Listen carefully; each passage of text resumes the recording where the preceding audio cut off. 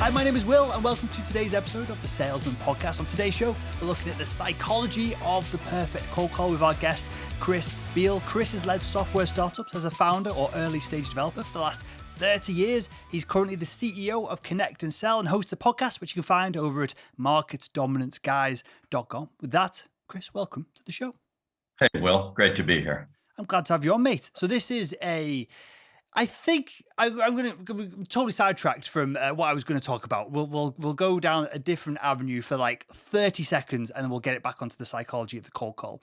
But it seems like it was in fashion 2 or 3 years ago, whether it's on social media, whether it's sales training, whatever it is, to start to say cold calling is nonsense. Cold calling no longer works. People don't want to be cold called. And obviously cold calling is effective when used in the right way, which we'll talk about on this show. But have you found that these conversations and these premises and these debates over whether cold calling is effective or not has kind of died down over the last 12 months? I really feel like that narrative is almost disappeared. Yeah, I think it has. Email is the thing that's gotten hammered over the last 12 months because, COVID came along, and I think the rational response to it was, well, let's send a million emails. And the problem is a million emails create a lot of noise. And I think that's really what has driven a resurgence of interest in having conversations. I agree. I feel like it's definitely easier to spam crappy emails and hide behind your inbox than it is to do the hard work of using ConnectAndSell to make the dials easier, I guess. But the actual calls itself is somewhat labor intensive. If you're doing it correctly, I think it's fair to say is brain intensive. You're having to think, you're having to engage your conversational skills. You're having to do a little bit of work there as well. So I think it's people have leveraged perhaps some of these automated tools to hide behind email, whereas you can't really hide behind a cold call, can you? No, you can't. It's kind of interesting. I call it Gresham's law of business communications. Gresham's law, most people probably don't know it. Hopefully they don't. But it says bad money drives out good, right? So counterfeit money drives good money out of circulation because people hide the good money. And I think noisy communication, cheap communication like email drives the bad ones, the spammy ones, drive the good ones out of circulation. And so you have to switch to a different currency. And so I think that's It's not so much hard work with ConnectAndSell as an example. It's easy. You push a button, you talk to somebody. How hard is that? But it's hard to bring yourself to push the button. And that's rational because you're at that moment agreeing with yourself that you're going to ambush somebody and they're not going to like it. So now what, right? I think that's actually the hump we have to get over. Our fears peak around the fear of exile. And in the environment of evolution in the village, exile was the worst. Exile was worse than death. Always, it has been in human society forever. And when we decide to ambush somebody and frighten them, annoy them, do something bad to them, we're actually risking something worse than death inside of our bodies. We feel it, and we don't want to push that button. So that's the hard work. And then getting skilled at it is, in a way, once you get over the first part, you can agree with yourself that you're going to develop the skills, but then the brain work is way inside your brain. The cortical stuff where you're thinking, not worth very much in a cold call. There's not a lot of thinking to be done. I remember listening to Cheryl Turner, who works at ConnectAndSell. She's perhaps the greatest cold caller in the world, certainly the best I've ever heard. And when Helen and I, my fiance and I, were listening to her, as I mentioned to you in the pre-show, we're kind of nerdy. We do nerdy things, right? So we were just listening to a bunch of Cheryl conversations because Helen is a big strategic seller, so she doesn't do any cold calling. And she said, what's interesting is there are like millisecond level emotional pivots that Cheryl uses in her cold calls, even though the words stay the same. That's the hard work. So I want to get into, we'll dive back into that. I made a note down here to come back to that later in the show, Chris, because I guess that's more advanced level stuff. Let's start from the foundational side of this and build our way back up to that.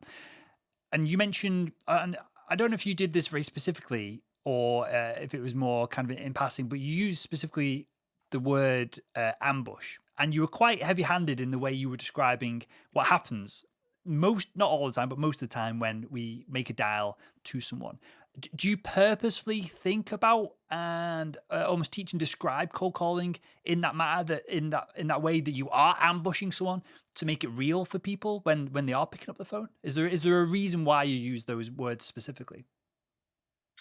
Yeah, there is. So first of all, when you dial, nothing happens most of the time. You end up in their voicemail, which is, so what, right? Anybody can leave a voicemail. But when you get somebody and they answer, you've ambushed them. They made a mistake. They were not intending to speak with you. Think about it. Otherwise, you wouldn't be cold calling them, right? It's just kind of simple math. So I use the word ambush to make it clear that the psychological beginning of the cold call for the other party is that they don't like it. And here's the point. It's not that I'm not saying, hey, this is a big deal, steel yourself for it. What I'm really saying is, and we get into this in the psychology of the cold call, what I'm saying is that is a great place to start because it's predictable and because it lets you do something for this person immediately. And if you can get in a relationship with somebody where you can do something useful for them, something emotionally useful for them as the very first thing you do within a relationship, you've got a pretty good chance of creating trust. And so that's why I call it an ambush, because one, it is an ambush. It really is. Let's face it. And two, until you face it, you can't behave correctly in the first 7 seconds of the conversation. You don't have the right mindset for saying what you need to say, how you need to say it in these very, very delicate moments that are there for the taking. And if you blow it, you've blown it. For the rest of your life, you've blown it. That relationship is not going to flower. Whereas if you do it right in that first 7 seconds, as long as you never blow it, this person will trust you for the rest of their life. That's a pretty big pivot point in a relationship. But how do you get your head in the right place to know what to do? It's kind of like saying, this will be for, American baseball fans, right? If you want to play Major League Baseball, you have to be able to stand in there against a Major League curveball, which appears to be coming right at you, right? If you don't admit that it feels like it's coming right at you, you'll be crashing to the ground and bailing out, or you'll be bravely standing there to get hit by fastballs, one or the other. You got to recognize the situation as it is in order to be able to use that truth, the truth of the situation, in order to do the right thing. Got it. I love it. And I love the way you're not glossing over this. And I try and do this as our training as well, because there's a lot of sales trainers out there that talk about tricks or hacks or ways to almost beat the psychological trauma and I'm using that kind of that's too strong a way to describe it, but there is an element of like, oh crap, I am potentially annoying someone here when they immediately pick up the phone, and a lot of people try and gloss over that. And I think if you just be realist about it, it makes all of it a lot easier, because the flip side of that is, even though you might annoy someone, until you have an opportunity to add value, until you can build that relationship, until you can get the conversation going, which we'll get onto in a second, they can't climb down the phone and come out the other end and strangle you, right? The worst that can happen is they go, right, that person's an idiot, I'm not going to pick up their phone calls again, or you perhaps damage your personal brand slightly, or the company's brand. But there's not that much on the line with regards to most cold calls, is there? There's not in a negative sense. There is in a positive sense. Yep. It's really interesting. The opportunity cost of a bad cold call is quite high. The cost, sort of the raw cost of a bad cold call in terms of your own emotions, maybe you'll have a difficult time getting over it or not. It kind of depends on who you are, right? Grandmothers don't have a problem with this. They can cold call all day long. Younger people who are not so sure of themselves, and thinner skin and all that, might have to recover a little bit from somebody saying whatever they say.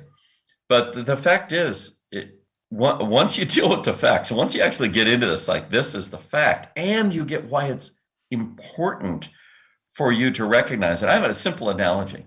So say you want to save people's lives because you have a steady hand, you've got a good mind and a good heart, and you want to be a surgeon, right? So you want to do heart surgery to save people because heart disease is a real big problem. So you dedicate your life to studying and understanding anatomy and physiology, and maybe even go all the way to bedside manner to talk to the loved ones and all this kind of good stuff, but you faint at the sight of blood. You faint, you're out. Can't be a heart surgeon, right? You've got to recognize very early in your developmental process as a surgeon this truth, which is, can you work through the sight of blood? Because there's always going to be blood. I can make that analogy real for you, Chris. My partner, as we talked on, and the regular listeners know, she's a doctor. First day of medical school, cadavers on the table, chopping them up, cutting them to bits. They were given essentially hacksaws to hack off a limb each to take off to another part of the department. And the whole point of that, she didn't realize at the time, but discussing it after the fact, and actually does a bit of teaching as well, is to get the doctors or the medical students to cut a few of them out who perhaps aren't capable of handling that trauma. It is a bit weird chopping some dead person's limb off straight out of college, right? You're some super nerd. You're going for a load of books. The next thing you're hacksawing, someone who's donated their body to medicine and science. And so so that makes your analogy there real, because as I said, my missus has been through it. Yeah, it's incredibly important. When people ask me, well, what makes a good cold caller? Number one is they have to be able ultimately to gain control of their voice in an emotionally difficult situation. It is emotionally difficult. You're ambushing somebody. Can you get your voice to work naturally in an unnatural situation? And if you can do that, you're great. But if you faint at the sight of blood, that is, if you tighten up so much that you sound artificial, and you listen to a lot of cold calls and people sound sing-songy. They have this different voice, their sales voice. Hi, blah, blah, blah, blah, blah. I'm blah, blah, whatever, right? And you just kind of roll your eyes, right? And that's problematic. And you can be trained to get used to the stress. That's actually what we do in this flight school thing. You see the little airplane I have on me here. We actually train people to be really, really good at keeping control of their voice in a natural way in the first 7 seconds of the conversation. But you have to do it under pressure. And no pressure, you go from those cadavers to a live person. Imagine the first time as a surgeon that you've got that scalpel in your hand, or you've got that you're going to crack somebody's chest open. You've got to feel pretty sick, right? That can't be good, but you've got to somehow be able to keep your emotions under control and behave naturally. Naturally, in this case, means smoothly. You can't have your hand shaking when you're going to, to cut somebody's chest open. It's just not good for them. And you also have to think this in cold calling. When you cold call, you're doing it for the other person. That's why you're doing it. You're not doing it for yourself. And my friend Scott Webb, who runs sales and growth and a bunch of stuff over at Hub International, he called me one day when he was going into a session using ConnectAndSell with his team, Blitz and Coach session. He leads from the front. He does it himself. And he said, my mindset is wrong. I am going to go into each conversation feeling like I am stopping this person that I've never met from walking in front of a speeding bus. I'm going to save their life. And he went 5 for 5. 5 meetings and 5 conversations, called me up and said, that's the key. How much of the psychology that we're talking about here, Chris, these metaphors, these analogies, these ways of changing our mental models, I guess, the answer is it doesn't matter. But how much of it can be just nonsense and have a positive effect of literally your pal that isn't stopping anyone walking in front of a bus, but if he goes into a conversation with that mindset, is going to be in a position of more likely to add value, want to add value during the call, and however you want to describe it. So how much of this needs to be real, logical, step by step, and how much of it is kind of just shifting your mindset, whether it's actually true or not? Does that make sense? That wasn't a very good question, but I feel like there's something. No, it's a great question. Actually, I love this question because it comes to that intersection of technique, which is step by step, and who we are, which what are we bringing to the party as ourselves, right? Ask anybody who plays competitive sports, especially I'll call it the exacting ones, the slow ones, like golf. Golf is a great example of a very, very difficult game to play competitively. A lot of people can hit a golf ball on the range. Very few people can hit one on the course, and nobody can hit one in competition because it's just too hard to be natural when you're doing something that's slow and considered and has got technique and mindset working together in real time.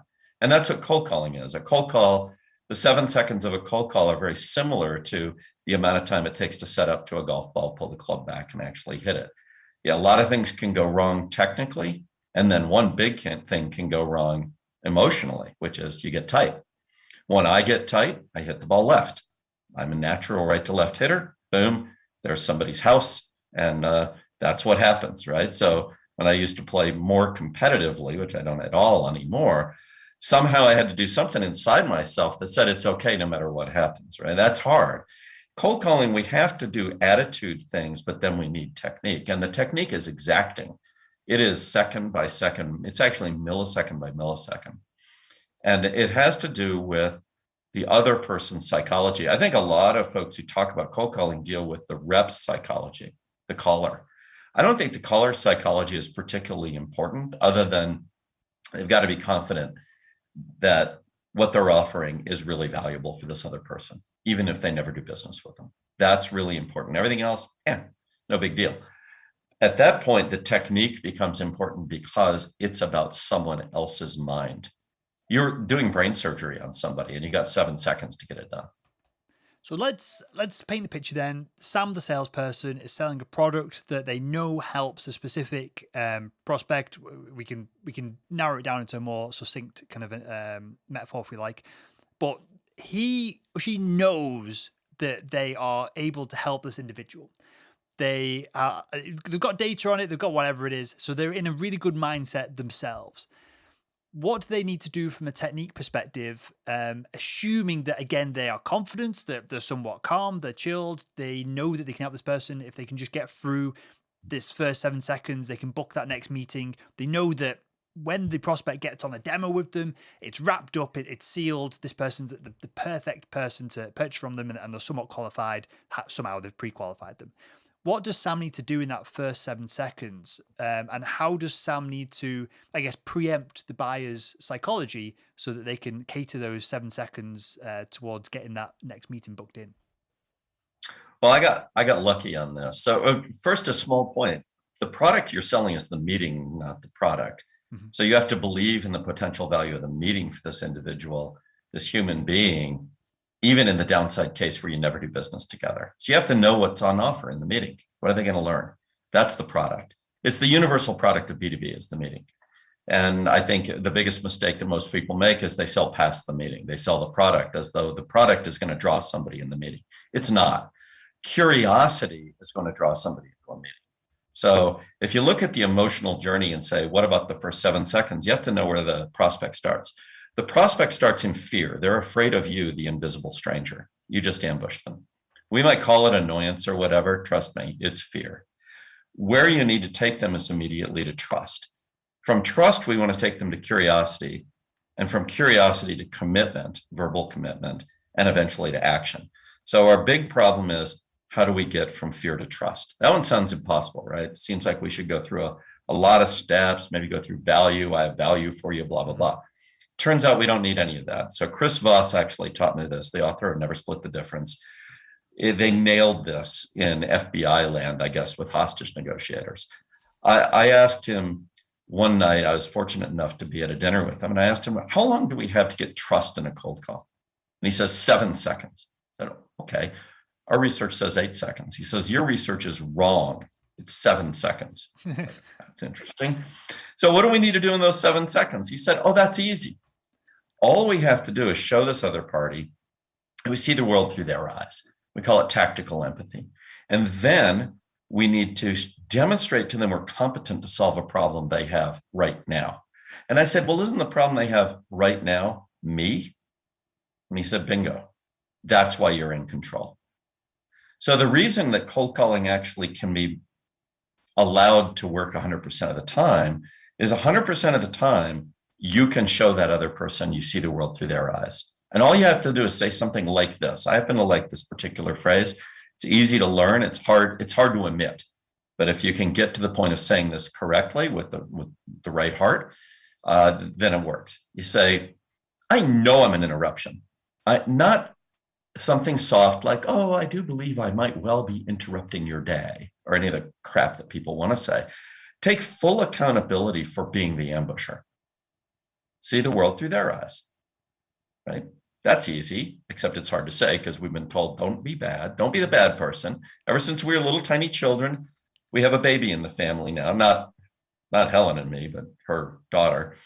And that baby is already being told by her parents, who are wonderful people, but every once in a while, don't do this, don't do that, right?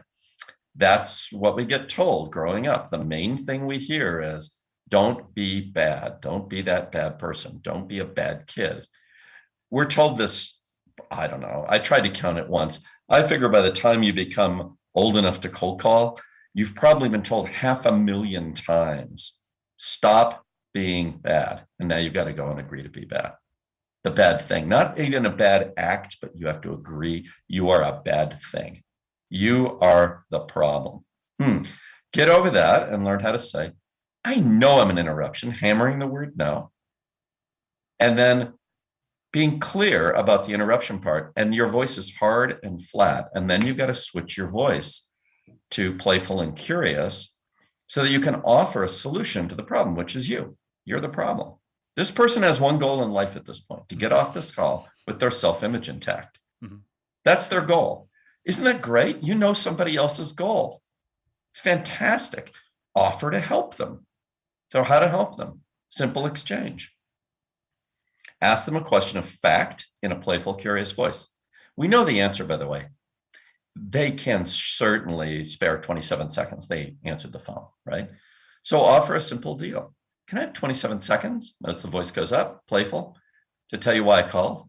Little chuckle helps. Can I have 27 seconds to tell you why I called? And then you've offered a solution to the problem they have, which is you. At that point, they will trust you for the rest of their life, as long as you don't blow it. How do you blow it? Try to sell to them. Turn into a salesperson. Then you'll blow it. That is, you've just gone from being the worst thing, an ambushing, invisible stranger, to a new thing, which is a trusted human being. You're way up on the hierarchy at this point. Then you can go to the second least trusted profession in the world by trying to sell to them. Or you can offer them the opportunity to be curious about something. Better path. Does this, I feel like I could diagram this out in a really simple framework, right? Does this, hey, I understand the situation that you're in. So in this instance, the situation is that I'm annoying you, but later on in the sales process, it'll be a different situation, whether you've identified the pain points or whatever it is. Here is how I can help you solve the solution. Let's solve the solution. Can this feedback loop happen not just from the first 7 seconds, but towards the 3 months of the deal cycle that we're working on? Can we just do this over and over and over and sum up a lot of B2B sales as this 3-step framework? Yes, I believe this is the framework. I think Andy Paul just wrote a book in which he made clear that this is the framework, right? His book is Sell Without Selling Out. And he offers a 4-step framework, or a 4-pillar framework of, connecting with somebody, which is important. So you actually connect with them, oddly enough, when you ambush them. It's a funny connection, but it's a connection, right? So then the question is sort of, well, what's next? And his next is curiosity, which I agree with deeply. So that cycle of connection and curiosity within a trust framework is the most powerful thing that leads to good end states. Because the good end state in a sales situation, well, there's 2. One is you decide not to move forward together, so you save a bunch of time. And the other is you decide to take another step. Why does somebody want to take another step? Well, they trust you a little bit more than they trust themselves for making that decision, because you're the specialist, you're the salesperson, you know what you know, they're the generalist, and they're risking their career. So they've got to trust you more than somebody, and that somebody happens to be themselves. So the threshold for next step is always from the buyer's perspective. Do I trust this person, the seller, more than I trust myself with regard to the decision as to whether we should take a next step? That cycle runs forever. And as long as then your curiosity allows you to go all the way to understanding and then to generosity, you actually offer something in the next step, you have a cycle that goes on forever. I think Andy Paul has nailed it. And I've read the book now twice in the last 4 weeks. I'm now listening to it. I think that's it. I think that's the great, that's like the circle of life out of a Lion King or something. It's like, it's that simple. Love it. I love it. All our training, Chris, if you're not familiar, is all down to these like step-by-step simple frameworks. That's all we teach, because I feel like a lot of sales gets overcomplicated, especially when we're talking about enterprise, the complex sale, the long sale, consultative selling. So I love it when we can break it down as succinctly as that. And we had Andy on the show maybe like last Monday, I think it was, to cover all of this. So the audience will hopefully have heard that before they hear this episode. Yeah, so I mean, Andy's been right all along. He brings an engineer's perspective to something that requires engineering thinking, but about stuff that people don't normally think about in an engineering fashion, which is what's going on inside that person, and what is a simple driver? Who are you as a salesperson? You're somebody who can help somebody. Why? Because you're a specialist. You represent a specialist capability. Companies are specialists. They do one thing, they don't do everything, right? It would be ridiculous to do everything. So the specialist comes to offer the opportunity to be helpful to the generalist who might need that specialization. That's actually at the core of B2B sales. Once you recognize that, it's like, well, at this time, can this person be helped by learning more about what we specialize in? That is, should we take that next step? It's very natural at some point for that to become commercial, because otherwise it's imbalanced. Somebody's got to pay at some point. But that's not the big deal. The big deal isn't the transaction.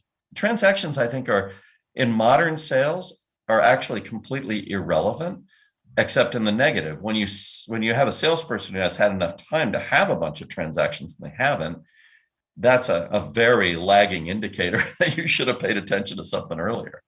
Yep, that makes sense. Two things I want to get into. One, what do we do if, heaven forbid, we get an objection at this? Can I have 27 seconds of your time? Kind of pivotal moment in this cold call. I'm sure there's only like 3 sales objections that ever come out at this point, just reworded and rebranded in different ways.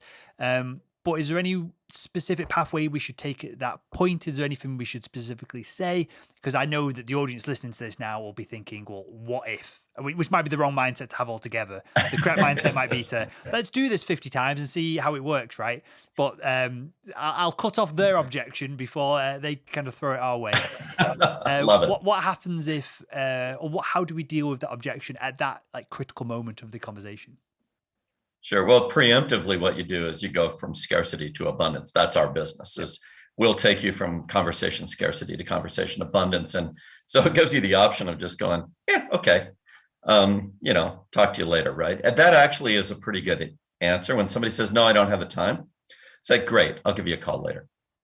That actually works quite well. Push a button. Now, 3 minutes later, you talk to somebody else, but make sure you put them on your follow-up list and have this conversation. So I got to look at my watch to see what the date is, Wednesday, the 23rd. So the conversation would be this when you get them on the phone again, say a week later or whatever. Say, hey, when we spoke back on the 23rd, you didn't have time for a conversation. You were walking into a meeting or whatever they told you, whatever the objection is, just play it back to them and ask them, is now a better time to talk? It's one of those strange things. Asking is now a good time to talk is incredibly ineffective. But the comparative, asking them is now a better time to talk is very easy. It's got to be a better time. Last time, well, they didn't have time to talk. Now they might say, no, actually, blah, blah, blah, I'm doing whatever, but now you're in a trust relationship. And this is part of the don't blow it. You can blow the trust you built in the first 7 seconds by insisting that somebody who says they don't have time for you take time. That's like the dumbest thing in the world to do.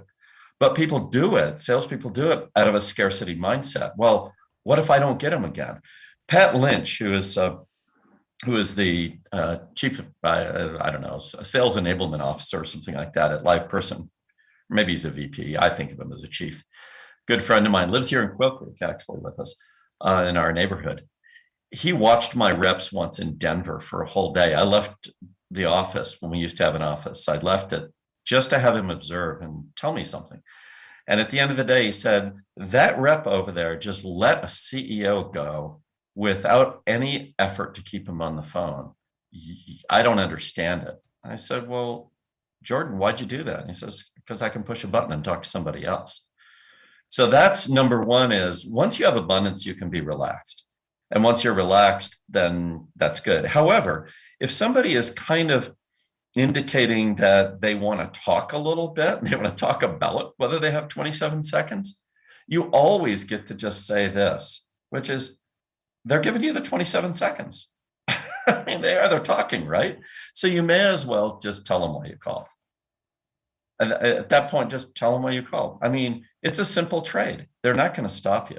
So there's not that many ways that somebody is going to say, I don't have 27 seconds. Like, why'd you answer the phone, right? Don't argue with them. It's just in your head. You know damn well they had 27 seconds on it. Does anybody answer the phone when they don't have 27 seconds? It's insane. That's a crazy proposition. That's like, oh, I answered the phone, but I actually only have 4 seconds.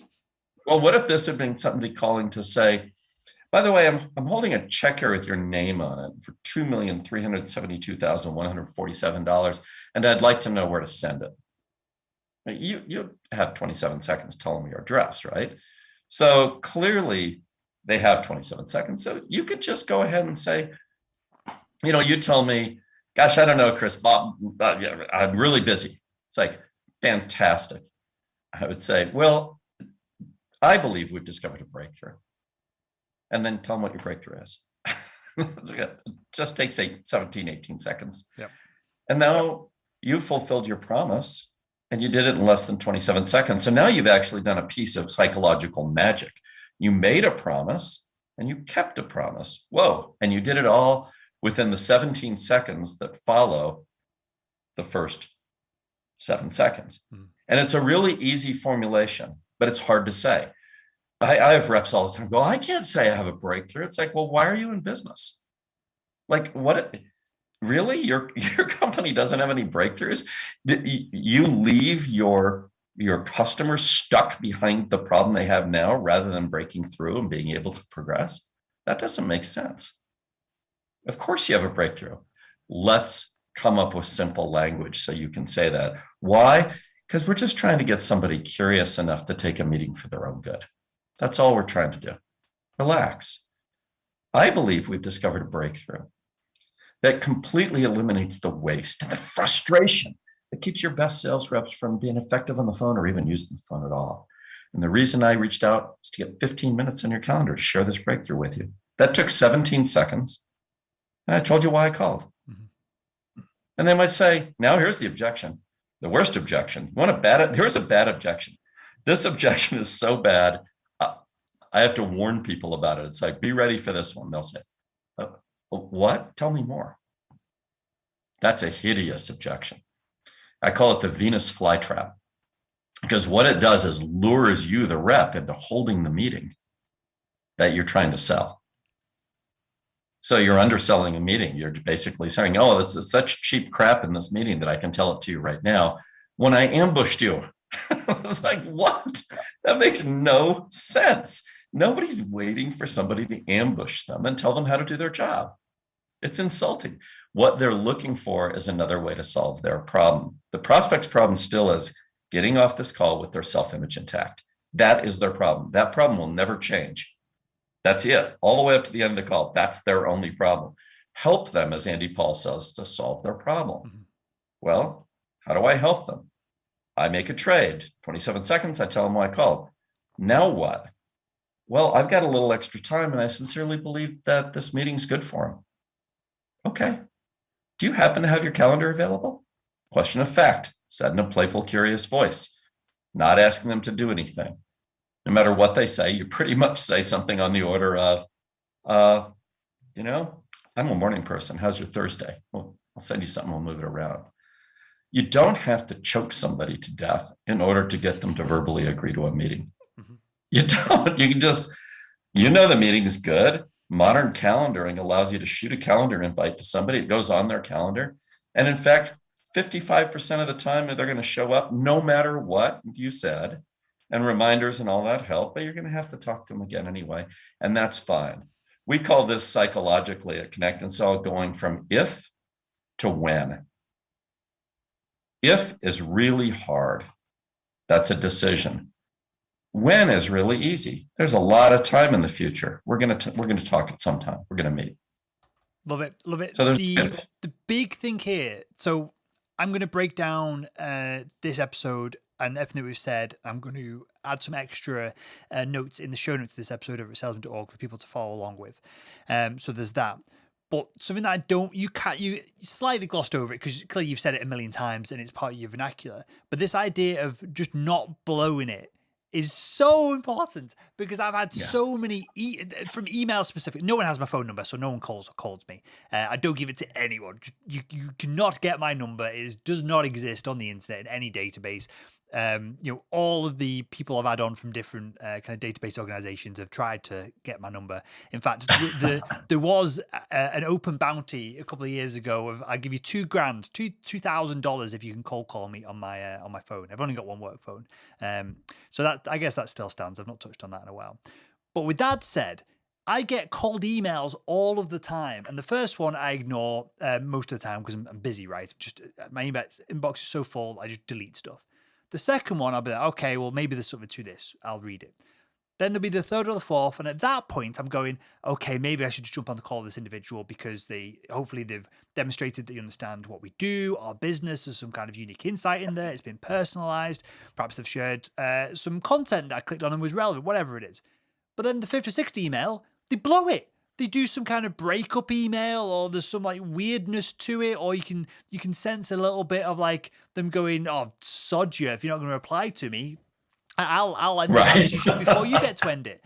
And so I love this idea of just don't blow it because especially with cold calls, you're trying to catch someone when they pick up the phone, right? So that knocks your success rate of connecting down immediately versus an email can be found, a day later, a week later, an hour later, whatever it is. So you're already slightly on the back foot with it. Then you use tools like what you have at ConnectAndSell, which kind of magnify and increase your ability to get those dials in, get the people on the phone, which is amazing.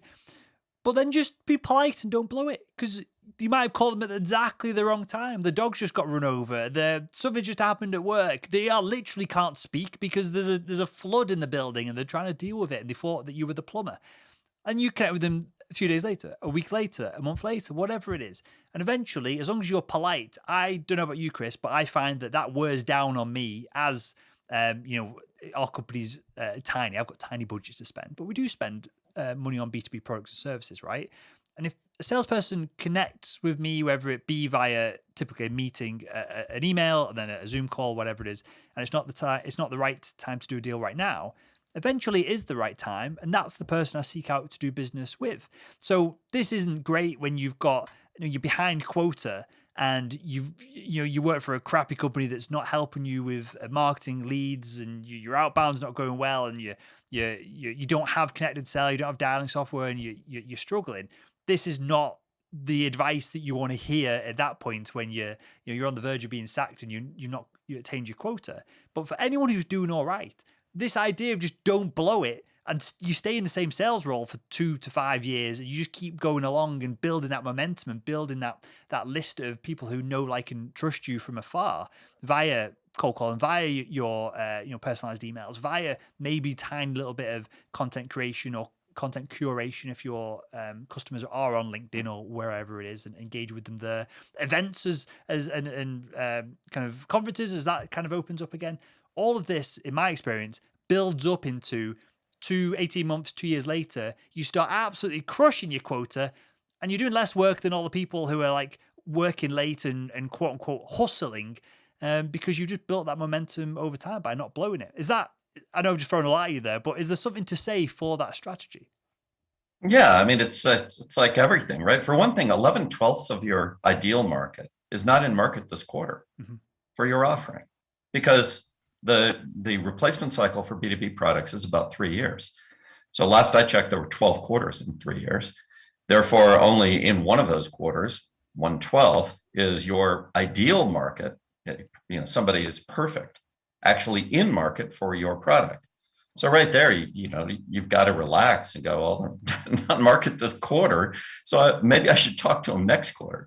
Now, one of the funny things is about Connect and Sell, about cold calling in general, is you actually curate a sublist of people who do answer the phone, where you can have that trust relationship built in 7 seconds because you have access to their midbrain at 20,000 bits a second. And you're smart. You don't let people have access to your midbrain at 20,000 bits a second. You make them come in through 5,000 bit emails that you can choose to pay attention to or not. And so, okay, I'll call it, you're structurally defended. You have a good castle. But people who have to answer the phone in their business or do it by habit, like me, like to do it because I think talking to people's fun, those people are opening up their midbrain, their decision centers, to a 20,000 bit per second flow of potentially psychologically compelling information coming in through their ears. Mm-hmm. They can't do anything about that. There's nothing they can, nor should they, by the way. But if you blow it by trying to go, oh, here's what I have 2 goals. One, to get you to trust me. The other is to get you to buy something. You're kind of screwed. You got to choose one goal at a time. Now, I'm an old rock climber, mountaineer. Is an idea in climbing that's really clear. Looking at the summit doesn't get you to the summit. Dreaming about the summit doesn't get you to the summit. You have to do the move in front of you. You have to do the move in front of you, and you have to do it in a way that you're fairly unlikely to fall off, because that's problematic in climbing, it turns out. So, it's the same thing. You get to do the move in front of you, and you have to do it in a way where you're unlikely to fall off. That is, not be trusted anymore. Here's what folks don't get, and this is why I have a podcast. If you get somebody in a situation where they, as a result of how you interact, they trust you and you don't blow it, you've actually sealed off the market against all competitors with regard to that information or that particular offer for all time. Because somebody else coming in has now got to displace that trust. And if you try to displace trust that somebody has in someone else, you will not be trusted. So they'll blow it. Got it. I love it. It's possible. You can pave a market with trust and harvest it at your leisure. And your leisure is 3 years. In general, is 3 years. And that 18 months you talked about, that is generally the tipping point where you stop working and you feel like you're just having these nice conversations that, wow, suddenly they're ready. That's, of course, their readiness is never going to be in the past. It's always going to be in the future. So what are you doing about the future? Well, number one, don't blow it. Number one, just don't blow it. Got it. Well, with that, Chris, I'll say on air, I'd love to have you back on to dive into this deeper. I feel like I've only scratched the surface of your brain, mate, on some of the things we can pull out on this idea of cold calling and don't blow it. That in its own is super valuable takeaway for the audience. And with that, mate, take us through Connect and Sell, what you do over there, where we can find out more, and then tell us about the podcast as well. Sure. I mean, Connect and Sell is super simple. You push a button, talk to somebody in your list. We do everything else, including navigating phone system, talking to gatekeepers, hanging up on voicemail. You don't have to do anything. You just push talk. We do, by the way, this thing called an intensive test drive. That's a free full day of production. And it's a lot of fun. And it's kind of like a lottery ticket. Sometimes folks make $1 million or $2 million. Sometimes they just have a bunch of conversations. You can find out about Connect and Sell, obviously, at connectandsell.com, where there's a bunch of information, none of which is relevant, because the only thing that counts is what does it feel like to go this fast, and that's the test drive. And if you really want to kind of go deep on all these psychological concepts of how to dominate markets with the human voice and how to get 14 times more of your emails open because you talked to somebody first, go to marketdominanceguys.com and see if you can wade through Corey, Frank, and I talking endlessly. Amazing stuff. Well, I'll link to all that in the show notes to this episode and more. We'll add some diagrams and some illustrations about what Chris has shared with us in the show notes over at salesman.org. And with that, Chris, thank you for your time, your insights on this, mate. I really enjoyed the conversation and for joining us on the Salesman Podcast. Thanks.